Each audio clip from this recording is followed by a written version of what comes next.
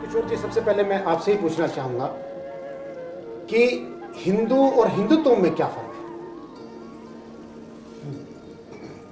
देखिए, हिंदू एक जातिवाद है, अर्थात एक संपूर्ण जाति को संबोधन करते हैं, वो हिंदू है। और जो हिंदू हैं उनमें हिंदुत्व जो है ये भाववाचक संज्ञा जी, अर्थात उसका पालन, उसके इथोस, उसकी जीवन पद्धति वो। मैं आपसे पूछना चाहता हूँ कि राम मंदिर जहाँ बना हुआ है और जहाँ पे कि बनाना आप चाह रहे हैं, इसमें कोई प्रमाणिक कोई ऐसी चीज है वहां पर कि जो कि प्रमाण कर सके शास्त्रों के हिसाब से या और किसी वैदिक के हिसाब से कि वहां पर ही मंदिर था? अब ये विषय तो पिछले बहुत वर्षों से चला है, 1984 से चला हुआ है जी, और 16 वर्ष हो गए हैं। और बहुत बार इस बात को कहा गया है कि उसके बारे में कि वहाँ विवादित ढांचा जब खड़ा हुआ उसके पहले कोई एक मंदिर तोड़ा गया था जी, अब तो विवादित ढांचा भी नहीं रहा और उस ढांचे के अंदर से जो दीवारें थी उसके अंदर से जो आर्टिफैक्ट्स निकले हैं, जो पुरातात्विक प्रतीक निकले हैं, वो तो बहुत महत्व के हैं जी, और वो ये सबूत देते हैं सब के सब कि यहाँ पर एक मंदिर था। और केवल मंदिर था वही नहीं है, एक शिलालेख मिला है 12वीं सदी का जिसमें स्पष्ट ये उसमें उल्लेख है कि इसका पुनरुद्धार ये किस लिए किया गया, किस स्थान पर किया गया, किसने किया। तो ये राम जन्मभूमि है, इसका इससे बढ़ करके और कोई दूसरा प्रमाण नहीं हो सकता। ये पुरातात्विक प्रमाण सबसे प्रभावी प्रमाण माने जाते हैं। मैं आपसे पूछना चाहता हूँ कि बांके बिहारी दो शब्द हैं, बांके और बिहारी। बिहारी शब्द संस्कृत का शब्द है और बांके शब्द मैं चाहता हूँ कि बांके बिहारी को, बिहारी जी तो संस्कृत का हो गया, और ये बांके शब्द क्यों पड़ा? भगवान का बांके बिहारी जी का बांके शब्द क्यों पड़ा? ये एक महत्व का बड़ा लगता है नाम, ये हिंदी का है या दूसरा कोई नाम है या संस्कृत का है या कोई और नाम अपने तरफ से जोड़ा गया है, भगवान श्री कृष्ण जी का या ठाकुर जी का? मैं बता तो बांके शब्द का महत्व बता देता हूं। बहुत अच्छा प्रश्न है, क्योंकि इसके लिए बहुत लोग प्रश्न किया करते हैं। मैं वैसे कथा में बताया करता हूँ, फिर भी मैं अवश्य आपको बता देता हूँ। जब भगवान कृष्ण का जन्म हुआ था तो जब माँ यशोदा ने बालकृष्ण को गोद में लेना चाहा तो भगवान बहुत कोमल थे, माने माखन भी क्या कोमल होगा। तो जब उन्होंने लिया तो श्री कृष्ण के अंग में उंगलियां गड़ गई। तो माँ बोली कि मेरे लाल तो माखन से ज़्यादा कोमल हैं, अब इनको कैसे दूध पिलाऊं? गोद में लेती हूँ तो इनके अंग में उंगलियां गड़ जाती हैं। तो उन्होंने भगवान बालकृष्ण को चित पलंग पर सुलाया और खुद पलंग से नीचे उतर करके झुक के और टेढ़े होकर के ऐसे दूध पिलाने लगी पलंग से। तो भगवान ने एक घूंट दूध पिया, दूसरे घूंट दूध पिया। जब तीसरे घूंट प्रभु दूध पीने लगे तो भुआ ने पर्दा हटाया सूत का ग्रह का। तो उन्होंने जब देखा तो वो चीख पड़ी एकदम। वो बोली, भाभी तू ये क्या कर रही है? आज पहली बार तो हमारे लाल दूध पी रहे हैं और तू लाला को टेढ़े होकर के दूध पिला रही है। यदि टेढ़े होकर के लाला को दूध पिलाएगी तो हमारा लाला भी टेढ़ो बन जाएगा, टेढ़ा हो जाएगा। तो भगवान बालकृष्ण सोचने लगे कि मथुरा में तो मुझे पिता ने दूध नहीं पीने दिया था, वसुदेव जी ने, वो जल्दी जल्दी लेके आ गए, अब यहाँ भूआ आ गई है। तो जल्दी जल्दी में भगवान तीसरे घूंट भी दूध पी गए उस समय। फिर माँ ने हटा दिया, माँ हट गई तो 3 जगह से भगवान का अंग हो गया टेढ़ा। देखा ना, त्रिभंगी, टेढ़े खड़े होते हैं ना कृष्ण, देखो यहाँ भी खड़े हैं। तो प्रभु का एक नाम है त्रिभंगी, त्रिभंग ललित, 3 जगह से उनका अंग टेढ़ा है। तो बालक का जन्म नाम नहीं लिया जाता है हमारे यहाँ, शास्त्रों में निषिद्ध बताया। तो अब बिहारी के आगे क्या जोड़ दें? बोले बिहारी के आगे जोड़ दो बांके, बांके माने टेढ़ो। तो उस दिन से प्रभु का नाम पड़ गया बांके बिहारी। बोलो वृंदावन बिहारी लाल की जय। नमस्कार, मैं बेनी आपका हार्दिक अभिनंदन करता हूं अपने इस कार्यक्रम में। आज हम चर्चा करेंगे आदि जगत गुरु शंकराचार्य की। जो लगभग 2500 साल पहले हमारे भारतवर्ष के केरल डिस्ट्रिक्ट में, केरल प्रांत में उन्होंने प्राकट्य लिया, जहां आज भी एक मठ है जो श्रृंगेरी मठ से नाम से प्रसिद्ध है। उन्होंने जगत गुरु की उपाधि ली। वैसे तो ज्ञान मार्ग के शंकराचार्य जी ने प्रचार प्रसार किया, लेकिन बाद में श्री कृष्ण भक्ति की और भक्ति का प्रचार प्रसार अपनी मां को और देशवासियों को, जीवों को दिया। और उसके बाद उन्होंने 4 मठ, जिनको कि हिंदू सनातन धर्म की सबसे सर्वोच्च धामों में गिना जाता है, 4 धाम हमारे देश के चारों कोनों में स्थापित किए, जिनमें से 2 पीठों के शंकराचार्य बद्रीनाथ धाम के और द्वारका धाम के शंकराचार्य जी आज हमारे साथ में हैं, स्वामी स्वरूपानंद सरस्वती जी महाराज। आइए अब उनसे चर्चा करते हैं धर्म और शंकराचार्य जी के विषय में। स्वामी जी, आपका हार्दिक अभिनंदन है हमारे इस कार्यक्रम में। मैं आपसे ये जानना चाहता हूं स्वामी जी कि शंकराचार्य जी जब आए थे तो उन्होंने ज्ञान मार्ग का एक अवलंब लेके ज्ञान मार्ग का, भक्ति का उन्होंने प्रचार प्रसार किया, तो और बाद में उन्होंने भक्ति का प्रचार प्रसार करके जीवों को बताया। क्या आप भी उसी अनुसरण में जीवों को हमें बताते हैं, प्रेरणा देते हैं, या कुछ और अपनी पद्धति, पूजा पद्धति बताते हैं? जो भगवान आदि शंकराचार्य ने मार्ग निर्धारित किया था जी, उसके अनुसार ही हम लोगों को बोलना है और बोलते हैं जी। मुख्य बात यह है कि भगवान आदि शंकराचार्य ने ये माना, ज्ञानादेव तो कैवल्यम, ज्ञान से ही मोक्ष की प्राप्ति होती है जी। पर ज्ञान के लिए हमारे अंतःकरण को शुद्ध करने की आवश्यकता है जी। तो वो अंतःकरण की शुद्धि जब तक उसमें मल और विक्षेप रहेंगे जी, तब तक नहीं हो सकेगी। तो मल कहते हैं पाप वासना को जी, और विक्षेप कहते हैं मन की चंचलता को। जी। तो मल दोष की निवृत्ति कर्मकांड से होती है। जी।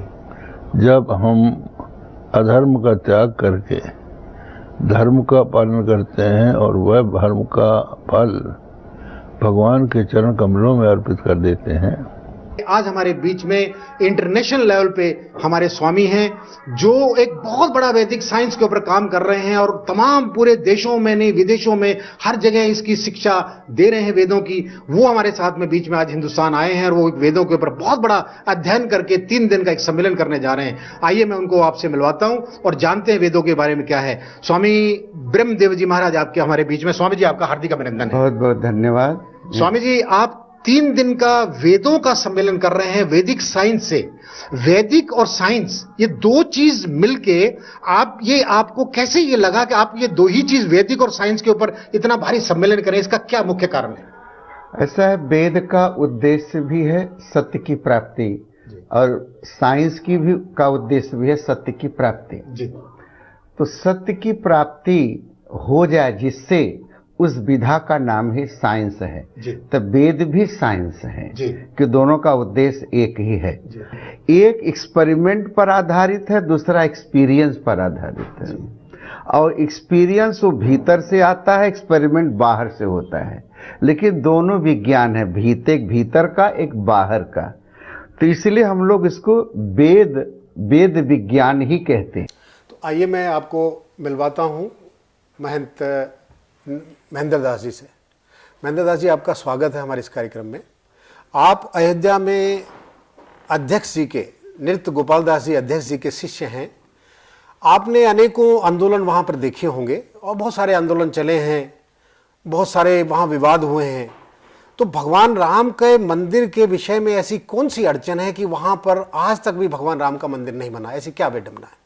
देखिए, नहीं बना तो हम लोग नहीं कह सकते हैं, क्योंकि भगवान राम वहाँ पर विराजमान हैं। भगवान राम जन्मभूमि पर विराजमान हैं। जहाँ तक रहा कोर्ट का सवाल, तो कोर्ट ने भी ये मान लिया, एक जज छोड़कर बाकी लोगों ने मान लिया है कि जहाँ पर भगवान राम विराजमान हैं वहीं पर राम जन्मभूमि है। तो वहाँ पर भगवान राम का पूजा अर्चना हो रहा है और भगवान के भव्य मंदिर निर्माण बाकी है। जो हम लोग आशावादी हैं वो आज नहीं तो कल होना ही है। वो आप आशावादी की बात कर रहे हैं, लेकिन ये तो सालों से स्वामी जी, सालों से चल रहा है।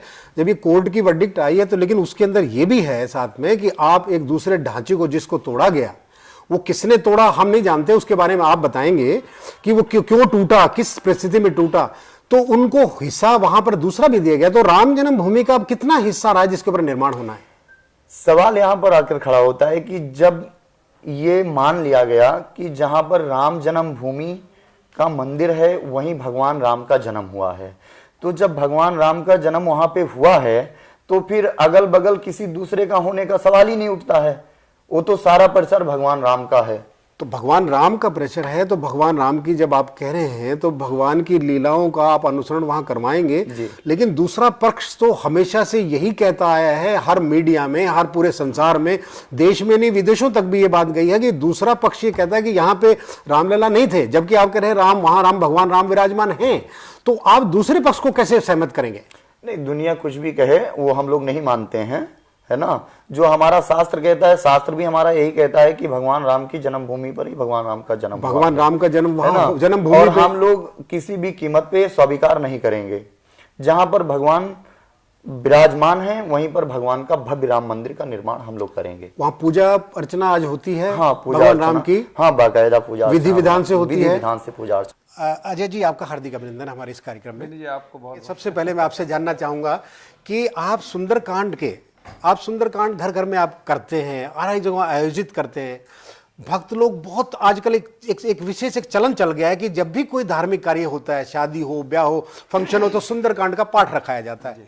तो आप सुंदरकांड के पाठ के बारे में सबसे पहले मुझे आप बताएं कि आपको कैसे प्रेरणा हुई कि मैं सुंदरकांड का ही विद्वान बनूं या एक मार्मिक बनूं या आचार्य बनूं और उसको मैं आगे लोगों के बीच में ले जाऊं? आपको कैसे प्रेरणा मिली? मेरा जन्म प्रयागराज में हुआ था जी, और मेरे पूज्य दादाजी स्वर्गीय पंडित विश्वनाथ जी नागर जी, भगवान शिव के अनन्य भक्त थे, गंगा भक्त थे जी। तो उनके साथ मैं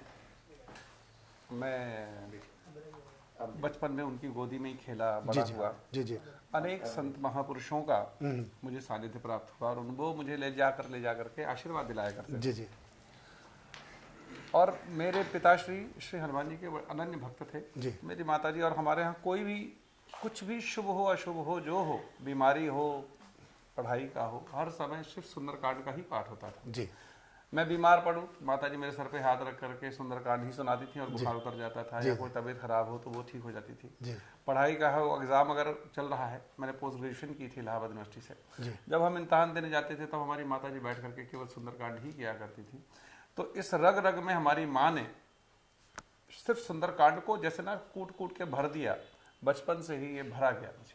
तो ये और जो ऐसी ये योजना शायद मुझे लगता है कि प्रकृति ने और मेरे प्रारब्ध ने ऐसी योजना भरी, और शायद मुझे लगता है कि सुंदरकांड की जो यात्रा मेरी चल रही है वो इस जन्म की नहीं है, और इस माध्यम से मेरे माता पिता ही और मेरे दादाजी यही गुरु श्री बने, और उन्होंने अनेकानेक संतों के पास ले जा करके मुझे आशीर्वाद दिलवाए। आइए मैं आपको मिलवाता हूँ महंत नवल किशोर दास जी से, जो महामंडलेश्वर हैं। महंत जी, आपका हार्दिक अभिनंदन है हमारे इस कार्यक्रम में। आप महामंडलेश्वर हैं, आपने ये उपाधि कहाँ से ली है महामंडलेश्वर की? देखिए, ये उपाधि कोई लेता नहीं है, वास्तव में हमारी परंपरा है। देश में मुख्य रूप से करीब 13 अखाड़े हैं जी, 7 दशनामी सन्यासियों के अंतर्गत आते हैं जी जी, 3 वैष्णव परंपरा के अंतर्गत आते हैं। 10 हुए? नहीं 7, 3 और 7, 3 7 10 हो गए। 10 और 2 उदासियों के, 2 उदासियों के, निर्मलों के, ऐसे 13 अखाड़े टोटल हमारे देश के अंदर। हाँ जी, 13 अखाड़ों की परंपराओं में जी महंत जी, श्री महंत जी, महामंडलेश्वर और आचार्य जी, ये श्रेणी है जी, जो पूरे अखाड़े का प्रतिनिधित्व करते हैं जी, उनको आचार्य महामंडलेश्वर कहा जाता है जी जी जी। एक आश्रम की परंपरा को अपनी निजी परंपरा, अपनी गुरु परंपरा के अनुसार संचालन करते हैं जी। अध्यात्मिक और वैचारिकता का उत्थान अपनी परंपरा को अनुकूल बनाकर करते हैं, उनको महंत कहा जाता है जी। अखाड़ों में जाकर के जैसे कुंभ के अवसर पर अन्न क्षेत्र लगाते हैं जी, वहाँ सेवा करते हैं, अखाड़ों के साथ प्रतिनिधित्व करते हैं, स्नान करते हैं, उनको श्री महंत और महामंडलेश्वर की उपाधि। आज हमारे बीच में महामंडलेश्वर हैं उत्तर काशी से स्वामी राम किशोर दास जी हैं, जो उत्तर काशी में गौशाला भी चलाते हैं और अपना एक आश्रम चलाते हैं। स्वामी जी आपका हार्दिक अभिनंदन है। आप महामंडलेश्वर हैं, आप उत्तर काशी के अंदर आपने अपना ये आश्रम शुरू किया है, आप वहाँ गौओं का भी आप पालन पोषण करते हैं। तो आप सबसे पहले बताएं आप कौन से अखाड़े से आते हैं और आप महामंडलेश्वर का पद आपको कब मिला? मैं दिगंबर अनी अखाड़े से संबंधित हूँ जी। और मेरे दादा गुरु ने, हमारे यहाँ परंपरा ऐसी है कि संतों की योग्यता अनुसार पद आपंडित किए जाते हैं। आप स्वयं अपने आप कोई पद ले नहीं सकते, गुरुजन कृपा करके योग्यता समझ के उस पद को देते हैं। मैं आपको लेके चलता हूँ एक ऐसे संत के पास जो बहुत वैरागी हैं, बिल्कुल एक वैराग का जीवन बिता रहे हैं, और ना ज़मीन पे रहते हैं, ना आसमान पे रहते हैं, ना जंगल में रहते हैं, ना आश्रम में रहते हैं। वो एक अपने मचान पे पिछले 40 साल से धूनी लगा के बैठे हैं और एक सच्चे संत के नाते एक वैरागी बाबा के रूप में स्थापित कर रहे हैं। आइए उनसे पूछते हैं कि उन्होंने ऐसे अपने आप को किस तरीके से ढाला है। महाराज श्री, आपका हार्दिक अभिनंदन हमारे कार्यक्रम में। आप ये मचान पे रहते हैं, संत महापुरुष तो हमेशा बड़े बड़े आश्रमों में रहते हैं, बड़े बड़े एयर कंडीशनों में रहते हैं, दफ्तरों में रहते हैं, आपने इस मचान पे बैठने का क्या निर्णय किया? साधुओं में बहुत सी साधनाएं होती हैं और हम लोग रामानंदी परंपरा में महात्यागी परंपरा से हैं जी। महात्यागी परंपरा में ये वस्त्र इत्यादि का निषेध होता है जी। शहर में रहने के कारण ये सब हम लोग ले लेते हैं, लेकिन हमारी परंपरा वलकल मतलब केले के पत्ते की लंगोटी, केले के पत्ते का आड़बंद, मूंज का जनेऊ, मतलब किसी प्रकार का धातु और वस्त्र का निषेध करता है। दिगंबर, जैसे दिगंबर रहते हैं वो उस अवस्था में, उस अवस्था में रहना है। आज हमारे बीच में श्रीधर महाराज जी हैं। मैं उनसे हम चर्चा करेंगे कि गौड़िया मठ, ये चैतन्य महाप्रभु, उनके विषय में हमें कुछ बताएं। महाराज श्री, आपका हार्दिक अभिनंदन हमारे इस कार्यक्रम में।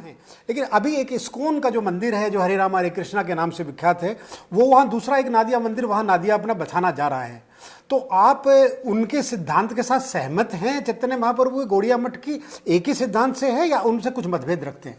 नहीं, हम एक ही है।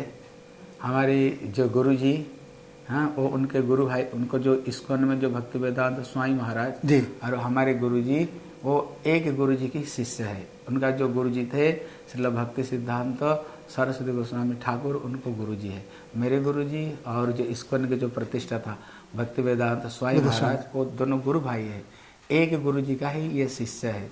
जैसे गुरुदेव चले जाने के बाद, जैसे पिता चले जाने के बाद बच्चे लोग अलग अलग अपना घर को बैठाते हैं, जी। उसी तरह जब प्रभुपाद भक्ति सिद्धांत सरस्वती ठाकुर चले गए तो उनको शिष्यों ने अलग अलग रूप में उन्होंने अपना मंदिर को स्थापन करके जगत में कृष्ण भक्ति को प्रचार किया। आज हमारे पास धर्म गुरु हैं क्रिश्चियंस के, फादर आर्क बिशप दिल्ली के फादर अनिल कोटो। मैं उनसे आपका परिचय कराता हूं और उनसे जानते हैं कि आगे क्रिश्चियन धर्म के बारे में क्या है। फादर, आपका हार्दिक अभिनंदन है हमारे इस कार्यक्रम में। फादर, मैं जानना चाहता हूं कि जीसस क्राइस्ट की क्या परिभाषा है? उनको भगवान मानते हैं या जो क्रिश्चियंस लोग ही मानते हैं? वो सबके लिए भगवान थे। वो जीसस क्राइस्ट के बारे में थोड़ा सा बताएं हमें। जीसस क्राइस्ट तो हम जरूर मानते हैं कि संसार का मुक्तिदाता है, तारण करता है और मसीहा है, जिसका इंतज़ार पूरी संसार कर रहा था, पूरा संसार, पूरी मानव जाति। तो इसलिए हम ज़रूर मानते हैं कि प्रभु है और वो अनंत शब्द है जो यहाँ पे जो देह हुआ और हमारे बीच में आया और जिसके हमको अनुग्रह पर अनुग्रह मिला है, जैसे कि ये सुसमाचार में बताया गया है। तो ये ज़रूर हमारा विश्वास है। क्रिश्चियन लोग तो ज़रूर मानते हैं कि भगवान है, सारे लोग भी मानते हैं कि धर्म गुरु है, भगवान है, एक रास्ता है, एक मार्ग है, एक मार्गदर्शक है जो हमको अनंत जीवन का मार्ग दिखाता है। आपने मूर्ति पूजा की बात की, तो आप सनातन धर्म को मानते हैं? सनातन धर्म कोई अपने में अलग नहीं है, हम सब कुछ मानते हैं। सनातन धर्म में तो भगवान राम और भगवान कृष्ण की और नारायण को मानते हैं, देवी देवता, तो उनकी मूर्ति पूजा में आप मूर्ति पूजा करते हैं? भगवान राम कृष्ण की करेंगे पूजा करते हैं? अभी पूजा करने की जरूरत पड़ी तो मुझे उनके सामने से झुकाने, मुझे कोई शर्म नहीं है। आप उनको भगवान मानते हैं? हाँ, भगवान मानेंगे। श्री कृष्ण राम भगवान का मतलब क्या होता है? पहले आप भगवान का मतलब समझिए ना। भगवान के नाम पर आप धोखा मत करिए मुझसे।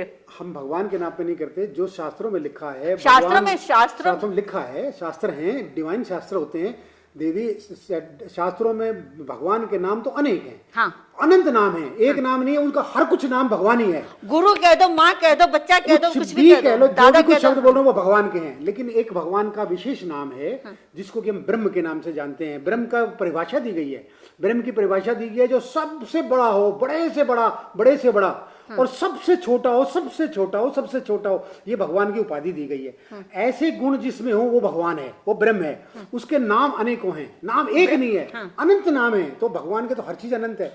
आप भगवान राम और कृष्ण की मैं बात कर रहा हूं, आप भगवान राम कृष्ण को मानते हैं और अपने साधकों को या अपने प्रचारकों को या अपने शिष्यों को आप भगवान राम कृष्ण की पूजा के लिए कहेंगे?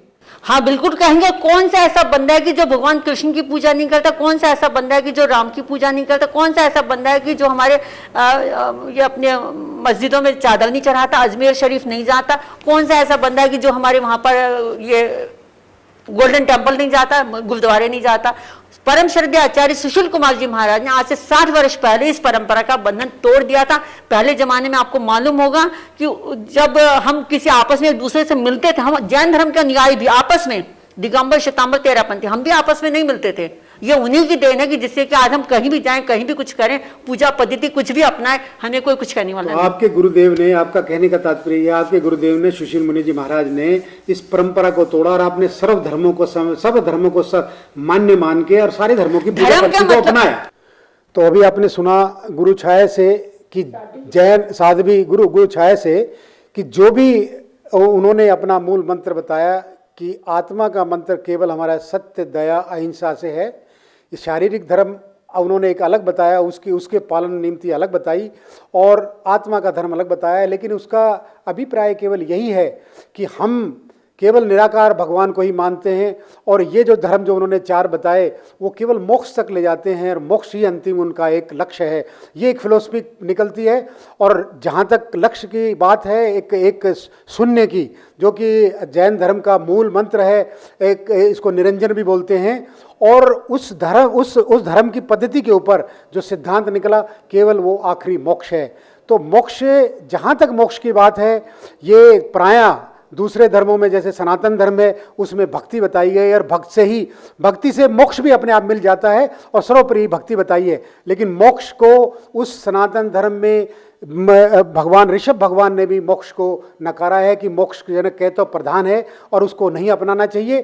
केवल भक्ति से ही कल्याण होगा और भक्ति से ही आपको लक्ष्य मिलेगा। शेष फिर नमस्कार। इन तमाम बातों पर विचार करने के लिए आज हमारे बीच में हैं ब्रह्म कुमारी पुष्पा दीदी, कोलबाग की अध्यक्षा हैं, और वो बताएंगे हमें कि ब्रह्म कुमारी क्या है और इसकी क्या क्या विशेषताएं हैं। आइए हम जानते हैं। दीदी, आपका हार्दिक अभिनंदन है हमारे इस कार्यक्रम में। मैं आपसे जानना चाहता हूं सबसे पहले कि ब्रह्म कुमारी क्या ये धार्मिक संस्था है या एक सामाजिक संस्था है? प्रजापिता ब्रह्मा कुमारी ईश्वरीय विश्वविद्यालय एक अंतर्राष्ट्रीय आध्यात्मिक नैतिक शिक्षण संस्थान है। यहाँ पर आने वाले सभी भाई बहनों को हम ये आध्यात्मिकता और नैतिक बारे में समझ देते हैं, ज्ञान देते हैं कि आप जीवन की सत्यता को पहचानो। इस इंस्टीट्यूशन का लक्ष्य है एक श्रेष्ठ समाज का निर्माण करना। आज हम सिख धर्म की चर्चा करेंगे। सिख धर्म क्या है? क्या ये अनादि धर्म है या बीच में बना है? और बना है तो किसने बनाया है? जब सिख धर्म की बात आती है तो गुरु नानक देव जी का प्रमुख नाम सामने आता है। वैसे तो सिख धर्म में 10 गुरु हुए हैं, सबकी वाणी है और सब ने अपने अपने दिव्य वाणी से जीवों का कल्याण किया है। लेकिन खासकर गुरु नानक देव जी से जब ये स्थापना हुई सिख धर्म की, उसका एक अपना ही महत्व है। आज हमारे बीच में हैं भाई सरदार सतनाम सिंह उप्पल, जो Guru Granth Sahib world welfare mission के अध्यक्ष हैं, और वो हमें जानकारी देंगे कि गुरु ग्रंथ साहब या सिख धर्म कैसे स्थापना हुई, कैसे इसकी वाणी हुई। आइए हमसे जानते हैं। सरदार उप्पल जी, आपका हार्दिक अभिनंदन हमारे इस कार्यक्रम में। सबसे पहले मैं आपसे ये जानना चाहता हूँ कि सिख धर्म की स्थापना गुरु नानक देव जी ने की, तो वो पहले कब की और क्यों जरूरत महसूस की कि सिख धर्म की स्थापना की जाए?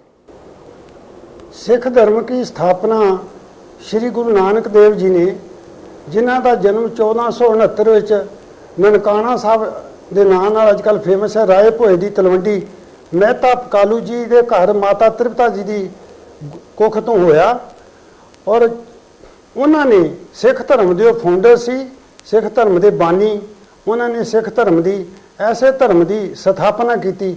ਸਿੱਖ ਉਹਨੂੰ ਕਿਹਾ ਜਾਂਦਾ ਜਿਹੜਾ ਸਿੱਖਣ ਸਿੱਖਿਆ ਸਿੱਖ ਦਾ ਜਿਹੜਾ ਗੁਰੂ ਨਾਨਕ ਸਾਹਿਬ ਨੇ ਕਿਹਾ ਵੀ ਜਿਹੜਾ ਇਨਸਾਨ ਇਹਨੇ ਹਮੇਸ਼ਾ ਉਹ ਪਰਮਾਤਮਾ ਦੀ ਜਾਂ ਉਸ ਦੀ ਜੋ ਵੀ ਨਾਂ ਨਾਲ ਅਸੀਂ ਪੁਕਾਰਨੇ ਆ, ਇਹਨੇ ਇੱਥੇ ਆਪਣੇ ਜੀਵਨ 'ਚ ਸੁਚੱਜੀ ਜੀਵਨ ਜਾਂਚ ਦੱਸੀ। ਇਹਨੇ ਸਿੱਖਣਾ ਹੀ ਸਾਰੀ ਉਮਰ ਸਿੱਖਣਾ ਸਿੱਖ ਨੇ ਸਿੱਖਣਾ, ਗੁਰੂ ਦੀ ਜਿਹੜੀ ਸਿੱਖਿਆ ਉਹ 'ਤੇ ਚੱਲਣਾ, ਉਹਨੂੰ ਸਿੱਖਣਾ, ਤੇ ਇਹਨੂੰ ਅਸੀਂ ਸਿੱਖ ਧਰਮ ਕਹਿੰਦੇ ਆ। आज हमारे लद्दाख हिमालयन बुद्धिस्ट के अध्यक्ष लामा लोब्टा जी हैं, जिनसे हम जानते हैं कि बुद्धिज्म के बारे में क्या वो जानते हैं और क्या हमें बता सकते हैं। लामा जी, आपका हार्दिक अभिनंदन है हमारे कार्यक्रम में। आप हिमालय बुद्धिस्ट के आप अध्यक्ष हैं, बुद्धिस्ट कल्चर एसोसिएशन के अध्यक्ष हैं। पूरा नाम अपना बताएंगे? जी, लामा छोस्पेल जोतपा, अध्यक्ष हिमालय बौद्ध संस्कृति संरक्षण सभा। आप अपनी बुद्धिस्ट जो कल्चर एसोसिएशन है, इसमें भगवान बुद्ध के बारे में किस तरीके से आप ये कैसे प्रचार करते हैं और क्या सिखाते हैं लोगों को? हमें खासकर ये संस्था भगवान बुद्ध के धर्म यानी बौद्ध धर्म का संरक्षण विकास करने के लिए ही ये संस्था को हमने गठन किया। इस संस्था के माध्यम से तथागत भगवान बुद्ध के यानी शिक्षा को यानी सारे लोगों को यानी शिक्षित करने के लिए हम ये गठन किया।